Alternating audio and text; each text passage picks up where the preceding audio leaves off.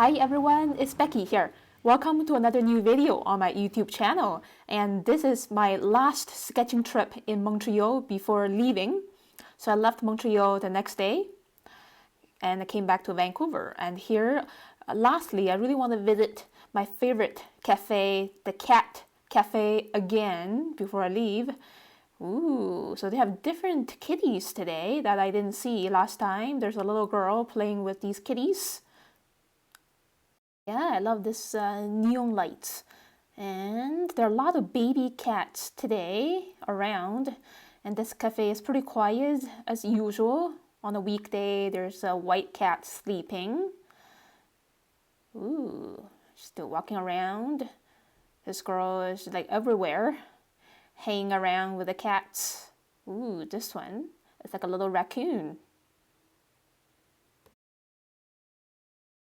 I think these kittens are probably from the same litter. There are about at least 5 of them or so.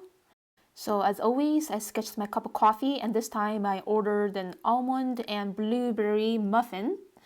Just enjoying my coffee and muffin before sketching the interior in front of me. Ooh, and these kittens are hanging around the high chair area.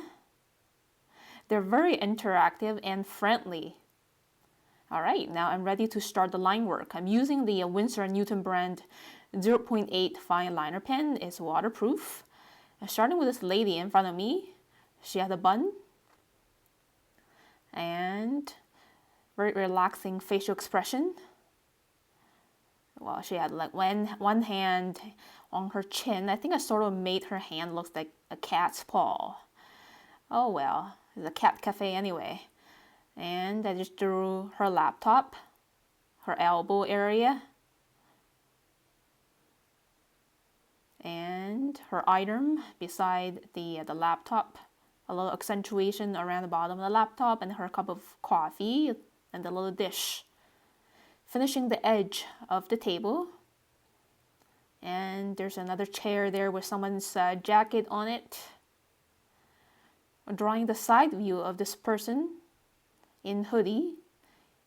He's looking a little smaller because he's further away in distance compared to the lady in the foreground. And there's an even smaller person there. So there's like a sense of depth already with these people drawn in different sizes. And keep seeing and connecting other people around this central figure, this lady in the middle. There's another one, a girl in headphones. And the back of the chair, a black jacket. As you can see, in certain areas, I'm using solid black ink to give more attention points to this sketch rather than just singular kind of lines. And the back of another chair, the legs of the chair. The very foreground element is actually that chair on the bottom left. And now I am drawing this door entrance area. The exit sign there above the door frame, and the inner panels of the door. Drawing very quickly and loosely. I'm not worried about making perfectly straight lines. There's no need to use a ruler when doing urban sketches. And some of these little lamps dangling on a wooden bar, and then moving to the bottom of this table to finish her jacket actually, and the legs of her chair.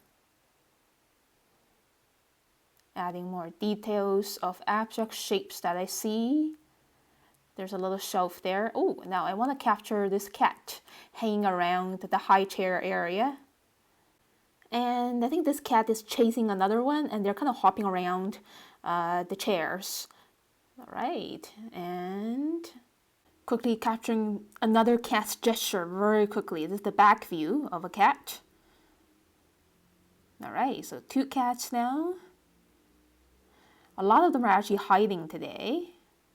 And now I'm just drawing this foreshortened wall area where that neon sign is, and these lamps. So as you can see, these lamps are going upwards towards the right because of perspective, and this pastry shelf. Roughly, it's like a box shape or rectangular prism, and the side of the counter area where people order, and the wooden planks. Again, these lines are going downwards towards the right because these lines are below my eye level. And then there's another pastry shelf. And adding small details inside the shelf and quickly drawing the barista. Alright, so the counter area, as you can see, is a box shape or rectangular prism.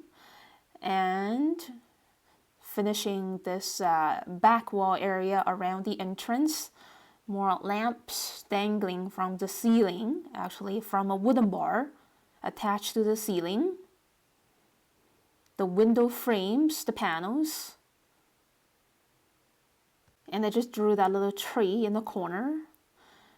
Alright, just drawing this high chair here. This cat is actually landing on one of the high chairs, the other one as well.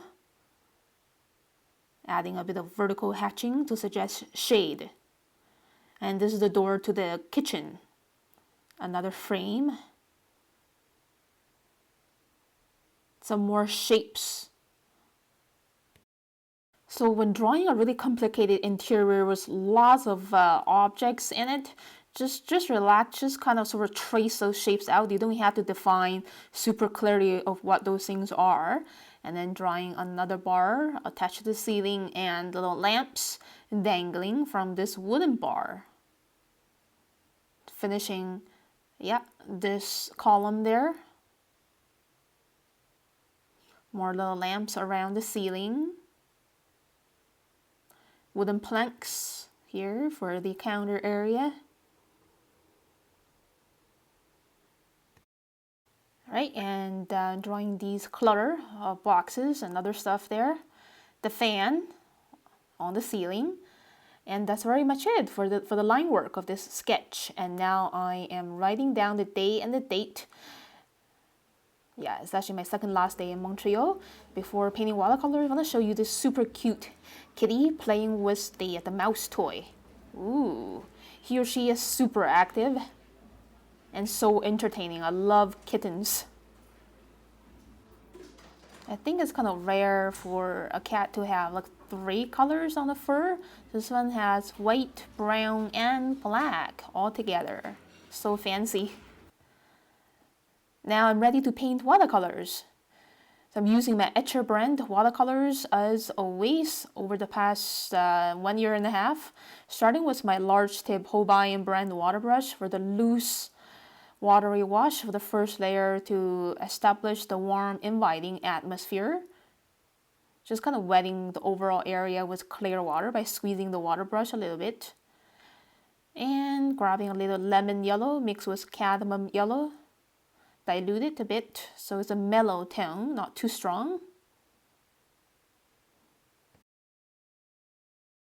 So when starting a watercolor painting, as I always mention in my other YouTube videos, it's very important to start with the lightest tone.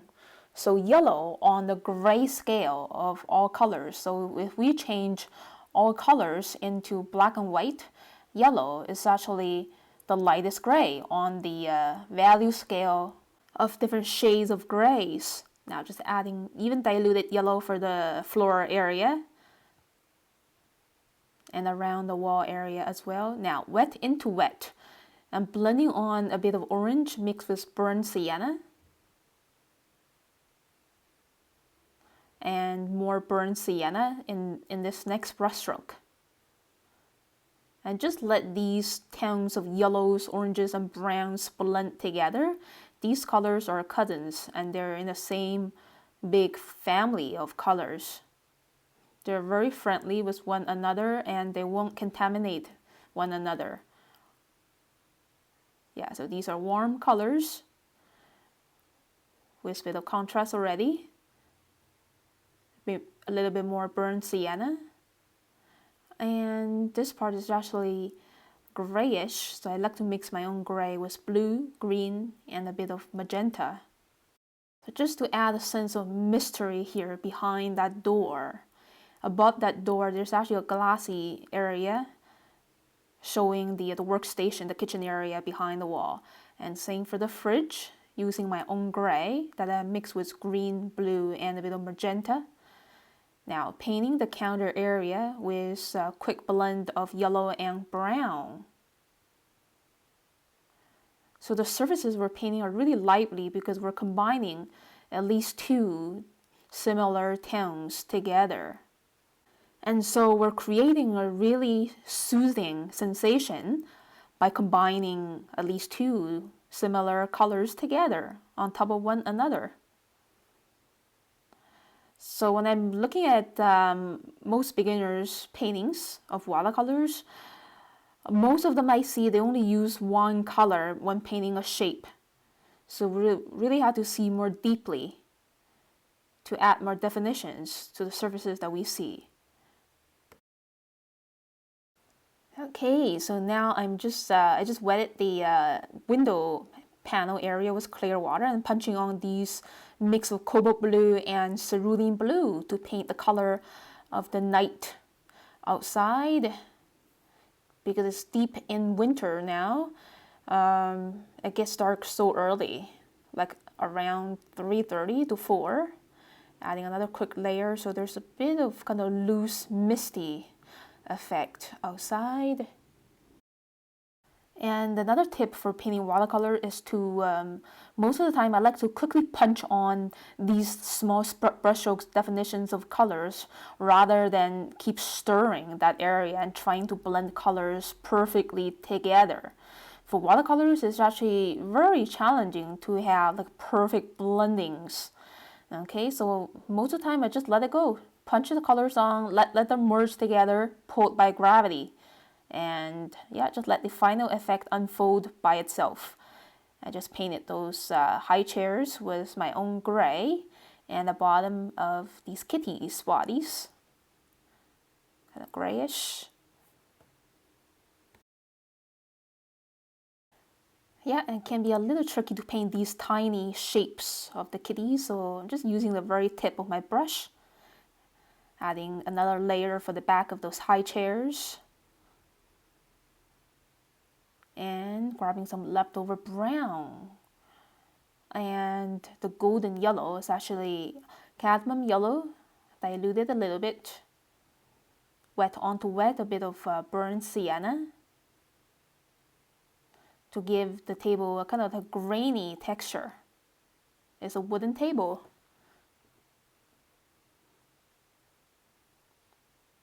And now I'm starting to grab some vibrant colors. This is like a permanent red color to paint her sweater. So this girl is still sitting in front of me and she had large red stripes on her sweater and mixing orange and red diluted to get the skin color, a peachy tone. Slightly more brown red for one side of the face. Stronger tone for the cheeks. Okay, so right now is around the final polishing stage, just finishing these skin colors for the people and also their hair. So most people in here actually had a dark sepia hair color. And so just punching those on. For everything that I paint, I like to paint for at least 2 layers. The first layer is always a more diluted tone. For example, the hair. First layer of the hair is a diluted brown. Second layer, more intense, containing less water. So the hair, especially for this girl in the foreground, the left side is shining a little bit. So her head looks three-dimensional. And adding bits of leftover grays for the classy shelf area of the pastries. And same for the grayish color of the Apple laptop. Some more shade for this column there, popped up from the wall. Yeah, a bit of leftover yellow-brown for that entrance area and some more little definitions for the view outside, the street light. So pretty much every single little brushstroke in my sketch is reasonable. It's like a little piece of my sensation, of my observation, of my feeling. So even though the camera is not capturing that color, I could see and feel it with my eyes and my heart.